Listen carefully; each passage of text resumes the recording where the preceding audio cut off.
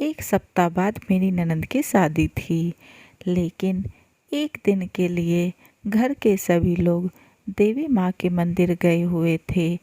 रात में बस मैं और ननद घर अकेले थे कि देर रात ननद के कमरे से अजीब-अजीब आवाज़ें आने लगी। मैंने दरवाजे से झाँक कर देखा तो मेरे होश उड़ गए और अगली सुबह ननद के होने वाले पति ने रिश्ता तोड़ दिया, क्योंकि सुजाता को समझ नहीं आ रहा था कि अपनी गृहस्थी को कैसे संभाले। उसके पति साहिल का प्यार लगातार उसके प्रति कम होता जा रहा है। अभी तो शादी को 1 साल भी पूरा नहीं हुआ है। छोटी मोटी बात पर उनके बीच झगड़े होने लगे हैं। सुजाता की अब कोई बात साहिल को पसंद नहीं आती, यहाँ तक कि उसके हाथ के खाने को भी मन मार कर खाया करता। सुजाता की तरफ साहिल ने ध्यान देना तक छोड़ दिया। रात को कमरे में सुजाता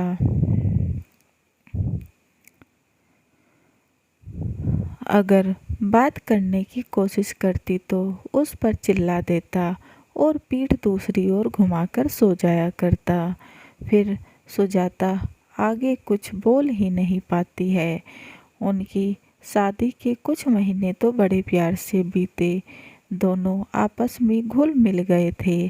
साहिल सुजाता को बाहर घुमाने लेकर जाता, बाहर खाना खिलाया करता, शॉपिंग, मूवी, उसकी सभी इच्छाएं पूरी करता।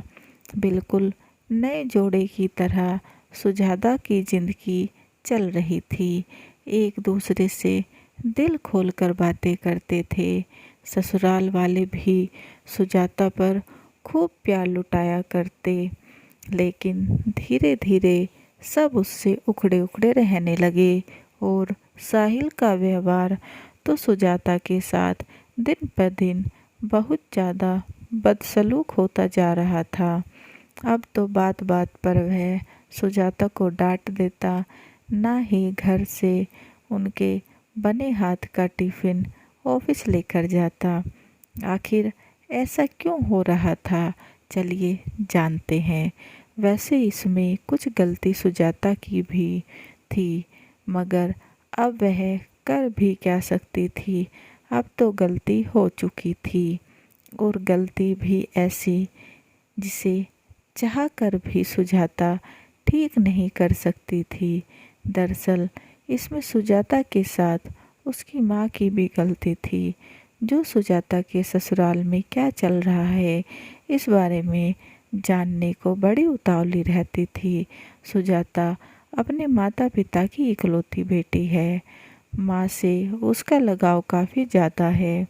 उसकी हर छोटी बड़ी बात में उसकी माँ की सलाह ज़रूर शामिल होती है। शादी से पहले तक तो यह ठीक था, लेकिन शादी के बाद भी जब ससुराल की बातें सुजाता अपनी माँ से बताती तो इन सब हरकतों ने उसका सुखी जीवन खराब कर दिया। वह ससुराल में सबकी नज़रों में गिर गई। सुजाता का मायका उसकी ससुराल से ज़्यादा दूर नहीं है, इसलिए आना जाना लगा ही रहता है। उस दिन भी बाजार में उसके पापा जी की भेंट उसके ससुर जी से हो जाती है। उस दिन उसके ससुर जी ने बाजार से लौटकर साहिल से कुछ ऐसा कहा कि उसके बाद साहिल ने अपने कमरे में आकर सुजाता पर सवाल दागने शुरू कर दिए। बस उसी दिन से साहिल सुजाता से नाराज रहता है। दरअसल हुआ यूँ था कि कुछ महीने पहले साहिल की छोटी बहन पूजा का रिश्ता शादी से 1 सप्ताह पहले ही टूट गया था। सगाई हो जाने पर वह शादी के कार्ड बढ़ जाने के बाद अगर लड़के की शादी टूट जाए तो बहुत बेइज्जती की बात मानी जाती है। पूजा की शादी टूटने की वजह उसका प्रेमी था। दरअसल शादी से 1 सप्ताह पहले परिवार के सभी लोग देवी माँ के दर्शन के लिए गए थे। सुजाता की सास ने मन्नत मांगी हुई थी तो सभी उसे पूरा करने गए हुए थे। घर पर बस मैं और मेरी ननंद पूजा ही थे। रात में मैं अपने कमरे में सोने चली गई और मेरी ननंद अपने कमरे में। हमारे कमरे बाजू में ही थे। देर रात मुझे पूजा के कमरे से कुछ आवाज़ें आ रही थी तो मैंने उसके कमरे में झांक कर देखा तो मेरे पैरों तले से ज़मीन खिसक गई, क्योंकि उसका प्रेमी कमरे में था और वह पूजा को कह रहा था कि अगर उसने यह शादी की तो वह उसकी आपत्तिजनक फ़ोटो उसके होने वाले पति को दिखा देगा और वो वहाँ से चला गया। लेकिन उसने किया भी ऐसा ही। वह फ़ोटोग्राफ पूजा के होने वाले पति को भेज दी और मेरी ननद का रिश्ता टूट गया। लेकिन लड़के वालों ने शादी तोड़ने का कारण मेरे ससुराल वालों को नहीं बताया था, इसलिए घर में किसी को कुछ नहीं पता था सिवाय मुझे और मेरी ननद को। लेकिन होनी को कौन टाल सकता है। अपनी माँ को हर राज बताने वाली सुजाता के पेट में ये बात भी हजम नहीं हुई और जाकर बता दी माँ को। फिर क्या था, माँ ने तो सभी रिश्तेदारों तक भी पहुँचा दी यह बात और सुजाता के पापा को भी। बातूनी माँ ने उसमें और नमक मिर्च लगाकर बता दी। उस दिन बाजार में सुजाता के पापा ने उसके ससुर जी से इसी बारे में बात छेड़ दी और पूरी कहानी सुना डाली। सुजाता के ससुर जी पर तो मानो आसमान टूट पड़ा। ऐसा लगा कि खानदान की इज्जत बीच बाजार उतर गई।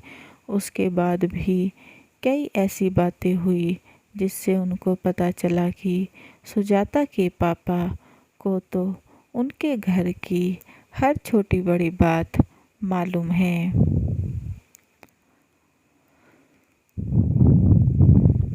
परिवार के कुछ ऐसे राज जो कभी बाहर नहीं गए, वह भी सुजाता की माँ के जरिए कई रिश्तेदारों के बीच पहुँच गए थे। दरअसल सुजाता दोपहर के समय अपने कमरे में लेटी घंटों घंटों अपनी माँ से फ़ोन पर बातें करती थी और उसकी ज़्यादातर बातें ससुराल के बारे में ही होती थी। ससुराल के भेद मायके तक पहुँचाने का नतीजा बुरा होता है। इससे पति पत्नी के आपसी रिश्ते तो बर्बाद होते ही हैं, बहू पर ससुराल वालों का विश्वास और प्यार भी ख़त्म हो जाता है। हर घर की कुछ ऐसी बातें होती हैं जिसे घर परिवार के लोग चार दीवारी में ही रखना चाहते हैं। जब कोई लड़की शादी करके अपने पति के घर जाती है तो उस घर को वह अपना तभी बना सकती है जब उस घर की मान मर्यादा और इज्जत को समेट कर रखे।